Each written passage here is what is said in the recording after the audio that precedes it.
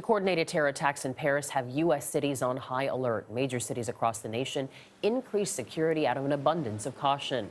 American and French people are mourning the losses in Paris together. Mark Albert is in Times Square, New York. Mark, good morning. Good morning. Just hours after the blast, police here in New York mobilized at high-profile sites across the city. With no specific threat, though, it's just a precaution, one other cities are taking as well.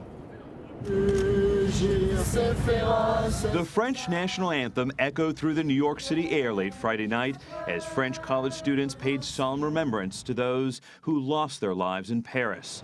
The lower Manhattan skyline was lit in the colors of the French flag in a display of solidarity. And on the streets, some major American cities expanded law enforcement as a precautionary measure. Security agencies in the United States have stressed that there are no credible threats, but officials have increased police presence at airports and other landmarks. Our agencies are all operating assuming that there is going to be an attack. Now, there's no evidence that there's going to be, but you act on the assumption that there is. The French consulate in New York City lowered their flag to half-staff Friday night, and in the nation's capital, a memorial was hastily constructed to honor those killed in the attacks. Paris is actually kind of a war zone right now. I might be exaggerating a bit, but people are terrified. French citizens in the United States struggle to comprehend the violence suffered back home. I mean, after Charlie Hebdo, it's like this attack again.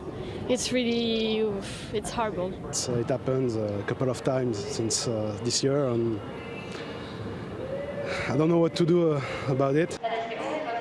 At Boston's Logan Airport, American college student Nicole Harris was on her way back to Paris. I don't want to go back, but I have to. But Mom is worried.